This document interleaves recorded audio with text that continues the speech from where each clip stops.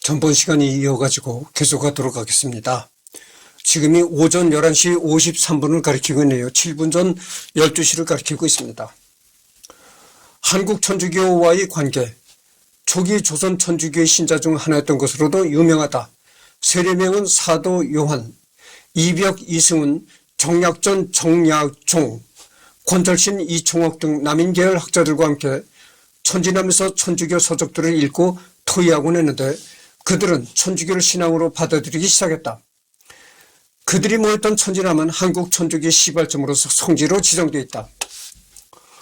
여러분, 내가 전번에도 이승훈이에 관한 얘기를 했는데, 이승훈이가 정약용이 누나하고 결혼했다.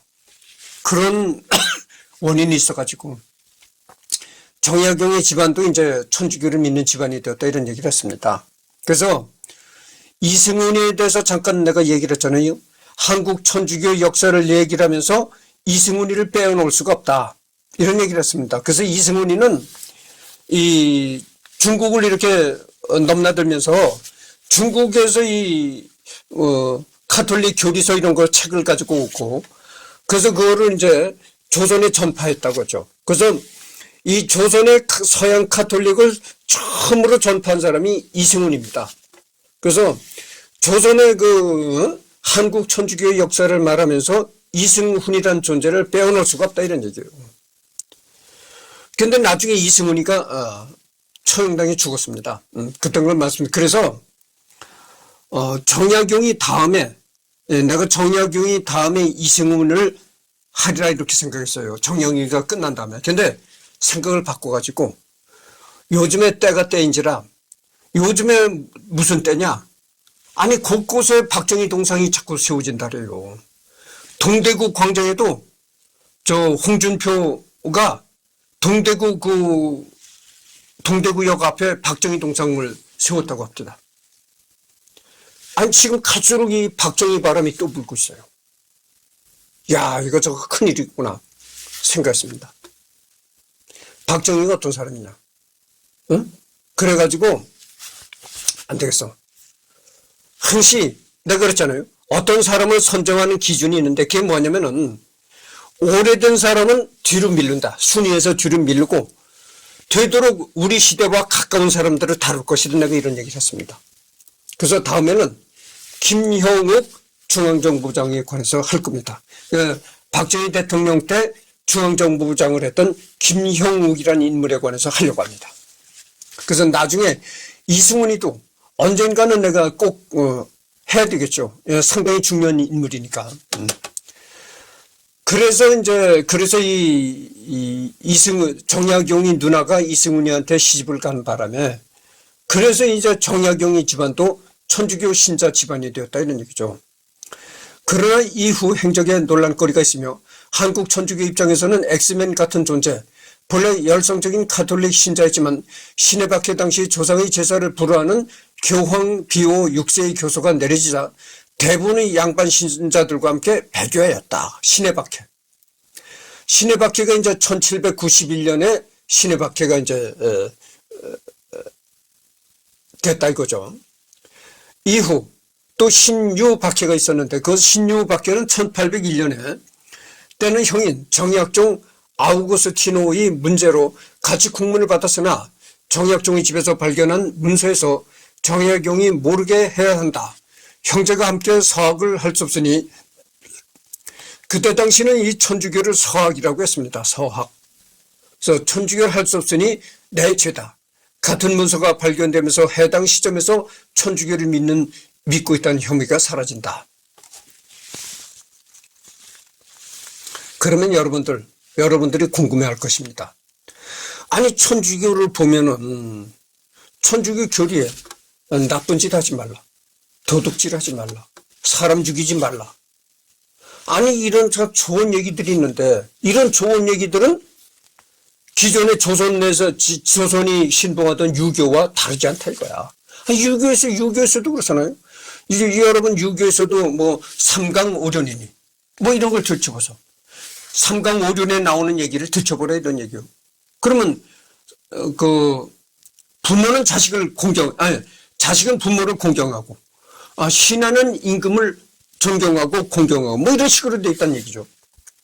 그런 유교에서도 그런 논리가 돼 있는데, 자, 천주교를 봐도 사람 죽이 살인치지 말라, 도둑질하지 말라, 뭐 이런 도덕적인 얘기들이 있다 이거. 그럼 천주교를 봐도 좋은 얘기고 유교를 봐도 좋은 얘기인데 왜 천주교를 이렇게 믿는다면 갖다 죽였냐?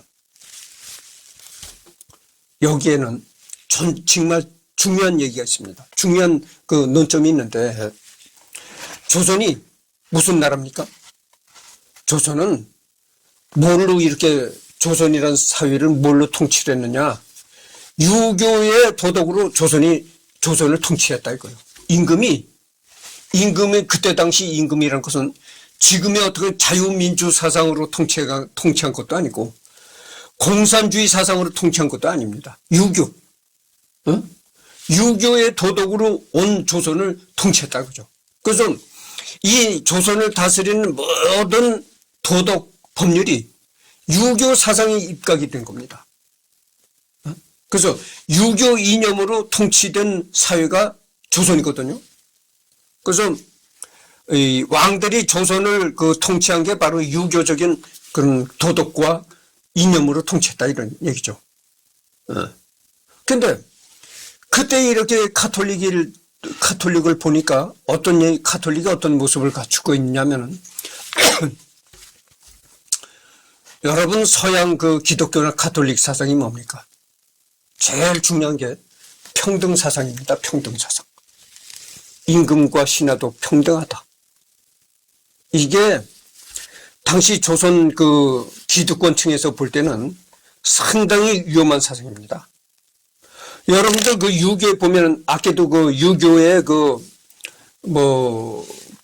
이런 얘기 했잖아요. 신하는 임금을 공경하고 자식은 부모를 공경하고 이런 삼강오륜이라든지 이런 도덕이 있었다 그죠.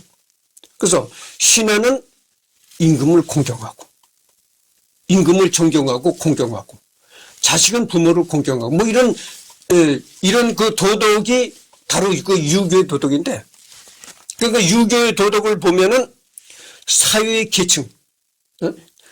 계층마다 이렇게 표해야 할 예의가 있고 도덕이 있고 그렇다는 얘기죠. 그래서 높은 직위에 있는 사람은 낮은 직위에 있는 사람은 높은 직위에 있는 사람을 존경하고 공경해야 된다. 이런 계층별로 이렇게 예의를 표하고 공경해야 된다는 도덕이 바로 유교 도덕이거든. 그러니까 유교 도덕이라는 거는 애초에 사회적으로 평등하다 뭐 이런 얘기 없는 거예요. 만인이 평등하다 이런 얘기 없거든. 그때 당시 이 집권층에서 보기에는 이 평등주의 사상이라는 게 이게 충격으로 다가온 거야. 만인이 평등하다 이렇게 되어버린 거야. 그리고 조선이라는 나라는 임금이 신하들을 삼강오륜 뭐 이런 도덕에 의해서 통치를 해갔는데, 야 그러면 노예나 백성이 왕과 똑같은 평등하대? 이게 정말 견딜 수 없는 충격인 겁니다. 근데 그거를 천주교에서 말하는 평등 사상이라는 거는 그렇게 단순한 평등을 얘기하는 게 아니거든. 그러니까 백성과 이 임금이 단순하게 평등하다는 얘기가 아니고, 평등하다는 얘기는 뭐냐면은 직위를 떠나서, 사회적인 지위를 떠나서 그냥 인간적인 측면에서 볼 땐 다 같은 귀한 존재다 이런 얘기거든. 근데 그게 충격으로 다가온 거야. 그러면 이 사회가 무너지는 거야. 그렇게 생각할 거 당연히 아니겠습니까? 이 인간이 모두가 평등하다 보면 대신이 무슨 필요가 있고 임금이 무슨 필요가 있느냐 이거요. 야 이거 보통 문제가 아니거든. 평등 사상을 부르지는 이 평등 사상이라는 게 이게 조선을 무너뜨릴 것이라구나 이렇게 겁을 먹은 거야. 그리고 아까도 내가 얘기했잖아요. 조선이라는 건 유교적인 이념으로 통치를 해가는 그런 국가였는데, 천주교가 들어와서 모두 천주교 사상이 퍼지다 보면은 유교로 어떻게 통치해 나가겠는가, 이게 문제가 되는 거예요. 국가의 위기까지 생각할 정도였다 이거죠. 그러니까 야 이거 안 되겠구나 이렇게 생각한 겁니다. 그래서 이 천주교에서 평등을 부르짖는 평등이란 것은 아까도 얘기했지만 천주교에서 부르짖는 평등이란 것은 임금과 신하가 평등하다 이런 얘기가 아니고 이 지위가 높으냐 낮으냐 이런 걸 떠나서 순수하게 인간적인 측면에서는 다 같이 귀한 존재다 이런 걸 얘기를 한 건데 그거를 오해를 한 거죠. 한마디로 야 이거 큰일이구나. 이게 조선을 무너뜨릴 사상이로구나 이래가지고 죽인 겁니다. 그러니까 이게 한마디로 얘기를 하면은 유교와 이 서양 카톨릭과의 충돌이다 이런 얘기죠. 문화적인 충돌이 생긴 겁니다. 그래서 뭐 신의 박해니 신유 박해니 신의 박해는 1791년에 생긴 거고 신유 박해는 이제 1801년에 또 한 거죠. 이때서부터 천주교에 대한 대대적인 박해가 가해지기 시작한 겁니다. 천주교 신자라면 어느 곳이든 쫓아가서 죽이는 겁니다. 너희들이 살아나려면 목숨이 두렵고 살고 싶으면 배교를 해라. 천주교를 안 믿겠다고 맹세해라. 그럼 살려주마. 이렇게 된 거예요. 그래서 오히려 정약용은 권철신, 황사영 등을 고발했다. 나아가 정약용은 천주교 신자를 추수하는데 결정적인 도움을 줬다. 전번 시간에도 내가 얘기를 했잖아요. 황사영이 누구냐? 응? 황사영이가 창원 황씨인데 이 사람이 정약용의 형 정약용의 형 정약전과도 조카딸 사유라는 거죠. 정약용의 형 정약전의 조카딸 사유라는 거죠. 이 황사영이가. 그러니까 황사영이도 이 정약용 집안과 이렇게 이 인맥이 있는 겁니다. 그러면 이 사람을 왜 능지처참을 했느냐? 이 사람이 이제 얘기를 하겠습니다. 그러나 이후 행적에 논란거리가 있으며 한국 천주교 입장에서는 엑스맨 같은 존재, 본래 열성적인 카톨릭 신자지만 신의 박해 당시 조상의 제사를 부르는 교황 비오 6세 교서가 내려지자 대부분의 양반 신자들과 함께 배교하였다. 이후 신유 박해 때는 형인 정약종 아우구스티노의 문제로 같이 국문을 받았으나 정약종의 집에서 발견된 문서에서 정약용이 모르게 해야 한다. 형제가 함께 사업을 할 수 없으니 내 죄다. 같은 문서가 발견되면서 해당 시점에서 천주교를 믿고 있다는 혐의가 사라졌다. 정약용이 권철신 황사영을 고발했다는 거예요. 관에다가. 그게 뭐냐면은 정약용이가 정약용이 형 정약전의 조카 사유라고 그랬잖아요. 조카딸 사유라고 했는데 그래서 형의 조카딸 사유를 정약용이가 고발한 겁니다. 나아가 정약용은 천주교 신자를 추수하는 데 결정적인 도움을 줬다. 믿음이 약하고 사리 분별이 상대적으로 떨어지는 노비나 어린이를 중심으로 신문하며 천주교 신자에 대한 정보를 알아내는 방법이었다. 어떻게 보면 심리적 신문의 한 방법이니 천재적 발상이긴 하다. 덕분에 베이징 천주당에서 서양인 신부에게서 세례의 성사를 받은 한국 최초의 천주교 신자이자 정약용의 매부이기도 했던 이승우는 정약용에 대해 1000사람을 죽여도 정약용을 죽이지 않으면 의미가 없다고 분노했고 그러니까 이건 그렇게 정약용이가 그렇게 천주교 신자들을 이제 고발하고 자기 형의 조카딸 사유를 직접 정약용이가 관에다 고발하니까 이승훈이가 화가 머리 끝까지 올라간 거야. 그래서 매보고 나발이고 이제 갈 때까지 갔다. 더 이상 정약용이를 놔둬서는 안 되겠다. 1000사람을 죽여도 1000사람을 잡아 죽여도 정약용이 한 사람을 살려준다면 그건 의미가 없다.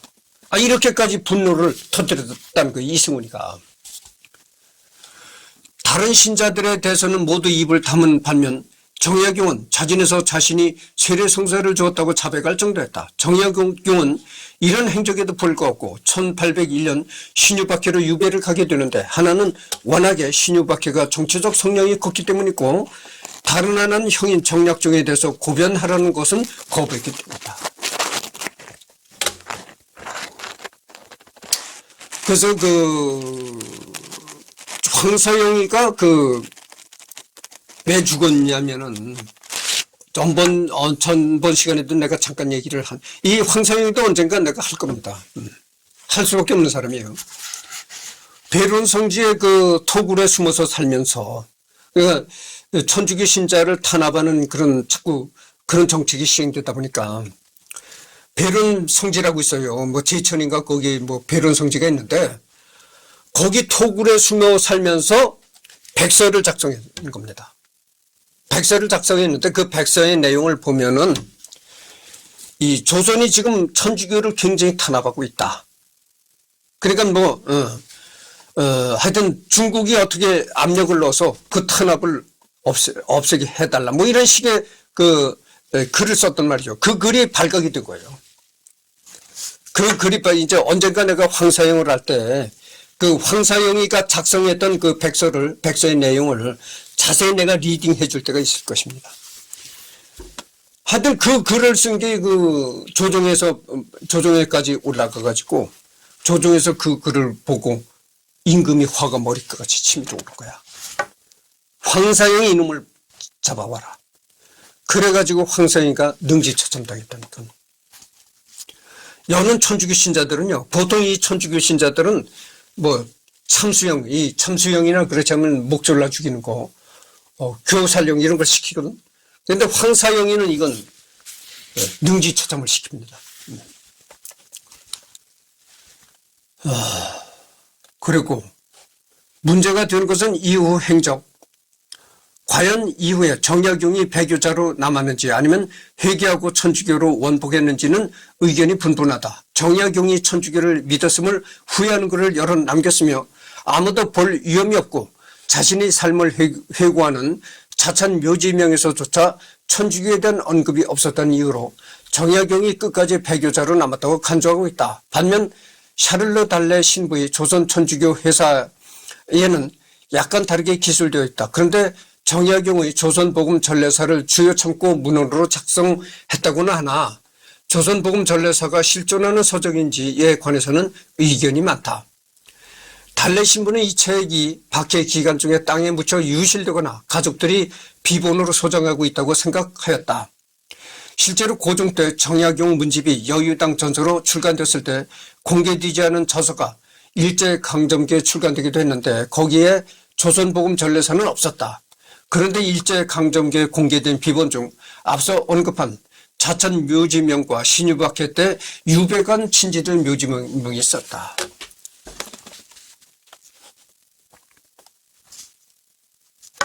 나는 내 개인적인 생각을 해요. 사람이 요즘에 이 정면돌파라는 얘기 했잖아요. 그게 정면돌파라는 게 어리석은 얘기입니다. 사람이 어떻게 길을 가다가 장벽이 나오잖아요.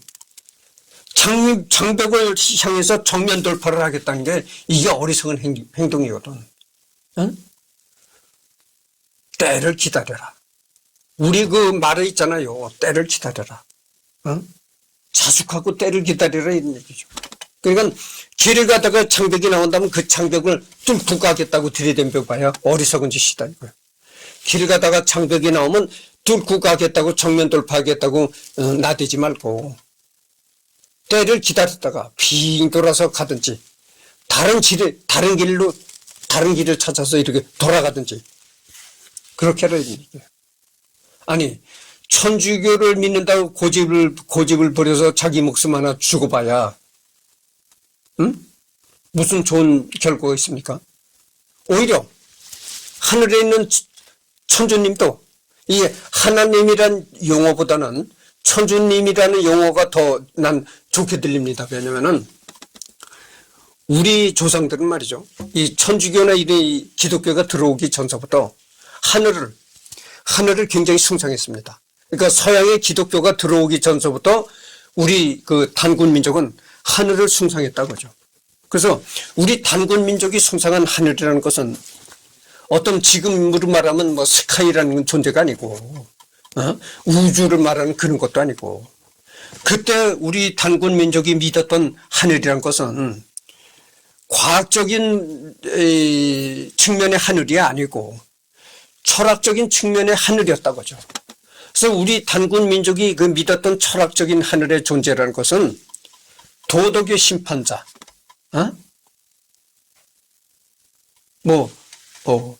도덕, 옳고 그름을 심판하는 심판자, 잘못한 것에 대해서 벌을 내리는 이런 그 의미가 있다고 죠. 그렇죠.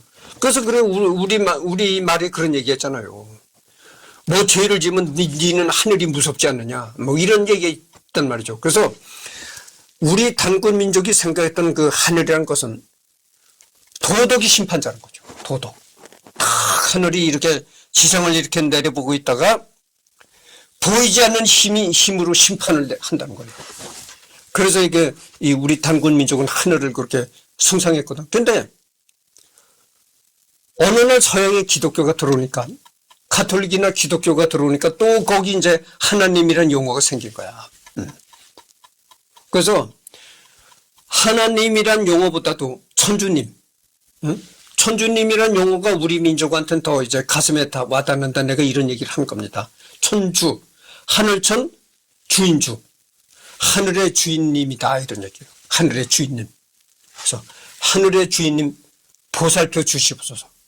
그러면 내가 천주교를 믿겠다고 고집을 부리다가 형장이 이슬로 사라지면 천주교를 믿겠다고 고집하다가 형장이 이슬로 사라지는 것을 하늘의 천주님인들 반겨하겠느냐. 만약에 천주님이 정말 있다면은 나는 천주교를 믿지 않겠다. 이렇게 말을 하고 끝까지 살아남아서 때를 기다리는 거.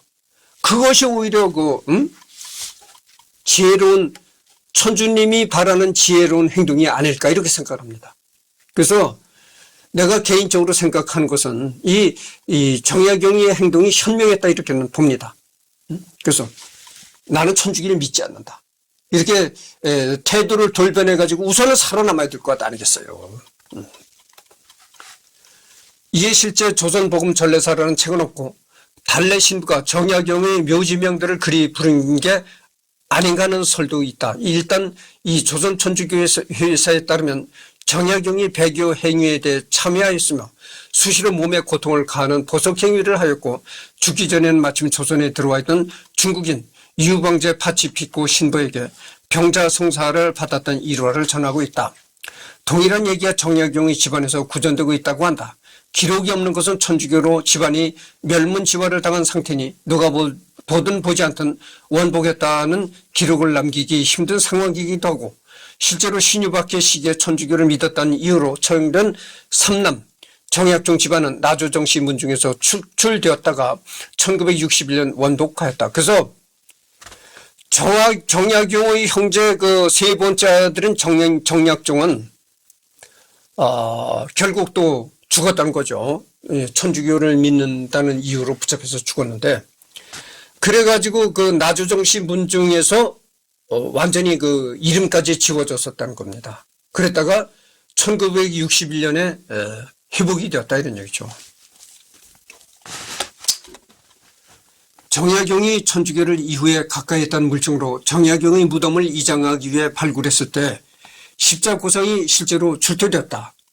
그래서 이 정약용이 그렇게 살았을 때는 천주교를 믿지 않는다 이렇게 공개된 장소에서 얘기를 했지만은 그런 정약용이 무덤을 이장하기 위해서 이제 정약용 무덤을 파보니까 십자고상이 유골에 있더라 이거야. 십자. 천주교 있잖아요. 십자가. 그게 유골에 있더라. 이런 얘기예요. 현재 이 십자고상은 부산 5.6대 한국순교자박물관에 전시 중이다. 그래서 이 정약용의 묘에서 나온 그 십자가가 현재 부산 5.6대의 한국순교자박물관에 있다는 겁니다. 보관되어 있다는 거예요. 즉 정약용이 장을 치르고 관에 유해를 넣었을 때 다가갈 수 있을 정도로 가까운 사람들이 천주 교인이었으며 그들은 정약용이 죽는 순간 천주 교인이었음을 확신했다는 의미가 된다. 그렇지 않다면 정약용이 배교하여 다른 신자들을 체포하는 데 적극 협력해서 천주교인들의 원수쯤으로 생각되고 있었는데 십자가를 함께 묻어줬으리라고 상상하기는 어렵다. 당시 한동네 1839년 기해박해 때 순교한 형수 유소사 세실리아와 조카딸 정정혜 엘리사벳도 살고 있었다. 정약용의 직계 후손도 사대선부터 천주교로 분명하게 원복했고 그전에도 박해를 피해 대놓고 천주교 신자임을 드러내지는 않아도 제사를 지내지 않았다는 구전이 전해진다. 현재 정약용 직계 7대손인 정호영이 정철상과 정화상의 순교로 대가 끊긴 정약용의 후손까지 대표하고 있다.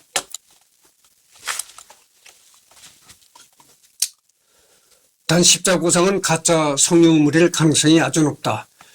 정손인 정호영이 정약용의 묘는 이장이나 파멸을 한 적이 없다고 십자구상의 존재를 부정했기 때문이다. 반면 오륜대 한국순교자 박물관에서는 정약용이 후손에게서 기증받았다는 말을 제외하고 언제 이장했으며 누구에게 언제 이 유물을 받았는지 밝히지 못하고 있다. 이 십자구상의 진위에 대한 논란 때문에 바티칸 박물관 전시도 무산된 것으로 전해지고 있다. 일단 현재 한국 천주교에서 딱히 정약용을 교회의 위인으로 밀고 있지는 않다. 정약용은 순교자도 아니고 천주교로 원복했는지 여부를 불문하고 배교의 전적도 있기 때문에 시복시성 대상에는 포함될 여지가 없다 그거죠. 그래서 정약용은 살았을 때 천주교를 다시 믿지 않겠다 이렇게 공적인 자리에서 공개적으로 얘기를 했기 때문에 현재 천주교 교단에서는 정약용을 크게 그렇게 순교자니 이렇게 성인일이 이렇게는 안 본다는 얘기죠. 그리고 종손 정약용의 종손인 정호영이라는 사람이 우리 할아버지 묘는 이장된 적이 없다 이렇게 주장하고 있다는 거예요. 우리 할아버지 묘는 이장된 적이 없는데 한국 순교자 박물관에서 어떻게 정약용의 묘가 이장될 때 십자가가 나왔느냐. 정약용의 묘를 이장할 때 십자가를 거기서 발견했다. 이렇게 한국 순교자 박물관에서는 주장하고 있다는 거죠. 근데 진작 정약용의 종손은 우리 할아버지는 이장된 적이 없다 이렇게 주장하고 있다는 거예요. 그래서 정약용의 묘에서 발견된 십자가가 이렇게 계속 이게 진짜냐 가짜냐 이렇게 논란이 일고 있다는 거죠. 하지만 이 문제가 중요한 이슈가 될 수밖에 없는 이유는 한국 철학사를 다시 쓸 수 있는 문제이기 때문이다. 즉 정약용의 사상적 기반이 유실론에 있는지 무실론에 있는지를 가늠하는 단서라는 것이다. 물론 단적으로 유실론이나 무실론이냐 규정하기보다는 학자마다 의견이 분분하다. 적어도 그가 천주교의 사상에 큰 영향을 받았다는 말도 있고 유실론에서는 동아시아의 전통 사상과 서로 넘나들면서 학문적 장치로 활용했다는 연구도 있어 전공자들을 놀라게 하기도 한다. 확실한 것은 정약용이 초기에는 확실히 천주교 신자였다는 점이다. 동시에 유학자이기도 했고 현재로서는 특별한 반증이 나오지 않는 이상 1791년 신해 옥사 이후로는 정약용이 천주교를 거부했던 것을 정설이라고 여겨도 무방하다. 하여튼 그래서 정약용이 과연 진짜 천주교 신자냐 이런 여러 가지 논란이 있지만 하나 확실한 것은 공적으로는 정약용이가 천주교를 믿지 않겠다고 공언한 것은 확실하다 이런 얘기죠. 가족 정약용이 다른 형제들에 비해 월등하게 유명하기는 하지만 사실 정약용의 형제는 모두가 여러 방면에서 뛰어나다. 아예 정약용과 그의 형제들이라는 책이 있을 정도이다. 마진 정약현은 다른 세 동생들에 비해 인지도가 떨어진다. 그래도 1795년 신년시 진사 3등으로 급제한 어엿한 과거 합격자다. 정작 벼슬은 못했다. 그러니까 이제 정약용의 형도 정약용이 제일 맏아들인 정약현도 동생들에 비해서는 유명도는 덜하지만 어쨌든 정약현도 과거 합격자였다 이 말이죠. 아버지 정재원이 상을 치를 때 마당에 누대를 짓고 상복을 벗자 그 누대를 망하루라 이름 붙이고 정재원의 묘가 하담에 있으니 하담을 바라본다는 뜻이다. 매일 아침에 올라 아버지 묘소를 바라봤다는 효자다. 자기 집을 수호제라고 이름을 붙였는데 정약용은 이를 떠올리며 나를 형처럼 나를 지키지 못하고 살았다. 나는 형처럼 나를 지키지 못하고 살았다라고 자책하는 글을 쓰기도 했다. 이 사람의 사위가 황사영 백서 사건으로 조정의 대대적인 천주교 박해를 불러온 황사영이다 이런 얘기죠. 그러니까 이 황사영은 정약형의 사위인 겁니다. 정약형의 사위. 예. 그러니까 정약형의 제일 맏형 정약현의 사위가 황사영 백서 사건으로 이제 능지처참당한 황사영이다 이런 얘기죠. 황사영의 아내 정마리아는 제주도로 유배되었고 황사영과 정마리아의 아들 황경화는 추자도에서 자랐다. 다만 정약형 본인은 형제들 중 유일하게 천주교를 받아들이지 않아 체포되지 않고 처벌을 받지 않았다. 천주교 때문에 어쨌거나 풍지박산나게 된 집안을 지키다가 구전되는 말로는 정약중이 시신을 집으로 돌려보냈고 싣고 강을 건너오던 배를 강가에서 막았다고 한다. 1821년 전염병으로 생을 마쳤다. 천주교를 받아들여 화를 당한 딸들과는 달리 아들들인 정학수와 정학수는 아버지 뜻에 따라 천주교를 반대하여 처벌받지 않았다. 이 중 장남 정학수는 20살 나이에 아버지보다 먼저 세상을 떠났다. 정약현 사망 3년 전에 패배된 정약용이 묘지명을 지어주었다. 그러니까 이 정약용의 집안도 이 천주교 문제 때문에 상당히 집안이 풍비박산나고 아수라장이 되었다는 얘기죠. 둘째인 정약전, 근데 여기에 보면 이런 얘기가 나와요. 황사영의 아내 정마리아는, 그러니까 정마리아는 여자가 이 정약현의 딸이죠. 정약용의 제일 맏형 정약용의 딸이 이제 황사영의 아내가 된 거죠. 황사영의 아내 정마리아는, 이 마리아는 그 천주교 세리명인데, 황사영의 아내 정마리아는 제주도로 유배되었고 황사영과 정마리아의 아들 황경화는 추자도에서 자랐다. 추자도. 여러분들 그 제주도 부근에 추자도라는 섬이 있잖아요. 그러니까 이 추자도에 가면 황경화의 자손들이 살고 있으라고 생각합니다. 둘째인 정약조는 흑산도 유배 생활 중 섬 주민들과 가깝게 지내며 책 하나를 쓰는데 그것이 그 유명한 자산 어보이다. 또 우이도에서 유배 생활을 할 때는 홍어성인 문순덕을 만나게 되는데 그에게서 풍랑을 만나 일본 필리핀까지 표류하다 흑산도에까지 돌아온 이야기를 듣고 이 체험담을 날짜별로 정리한 표회록, 표의 시물을 썼다. 이 내용은 정약용에게도 전해졌고 이에 정약용은 제자 이강회를 우이도로 보내 문순덕을 만나게 해서 운곡선설을 집필하게 한다. 두 형제는 강진과 흑산도로 제자를 보내면서 많은 편지를 주고받았는데 정약전이 목민심서의 촉구를 봐주기도 했으며 후에 정약용은 약전 형님이 나보다 낫다라고 해고한 바 있다. 정약전의 외아들이 혼인 후 자식 없이 죽자 흑산도에서 맞은 첩의 아들을 양자로 올리라고 초원하는 등 모든 것을 나누었다. 하지만 정약전은 정약용의 유배가 끝나고도 유배가 풀리지 않아 우이도에서 생을 마감했다. 정약용은 둘째 형인 정약전에게 학문과 정신적인 면 모두 크게 의지하였으나 나주에서 각 유배지로 헤어진 이후 임종시까지 결국 만나지 못했다. 그래서 이 정약용의 형 정약전은 내가 정약전이 그 홍어장수 문순덕을 얘기할 때 이 정약전이 얘기를 했잖아요. 이 정약전이가 우이도에서 그러니까 흑산도에서 유배 생활을 하면서 그 홍어장수 문순덕을 만나서 표의 신발을 쓰게 되었다. 이런 얘기를 했습니다. 근데 이 정약전은 죽을 때까지 유배가 풀리질 않았어요.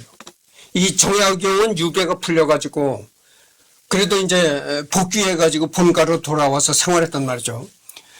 근데 이 정약전은 죽을 때까지 유배가 풀리질 않아가지고 그 흑산도에서 죽었습니다. 유배지. 흑산도에서 죽으니까 내가 그 문순득을 얘기할 때 그랬었잖아요. 문순득이가 정약전에 그 장례식을 치러줬다. 응? 자기 아버지가 죽은 것처럼 그렇게 장례식을 치러줬다는 거예요. 문순득이가. 그러니까 문순득이도 얼마나 이 의리가 있는 사람인지 알 수 있는 거예요. 여러분 말이죠.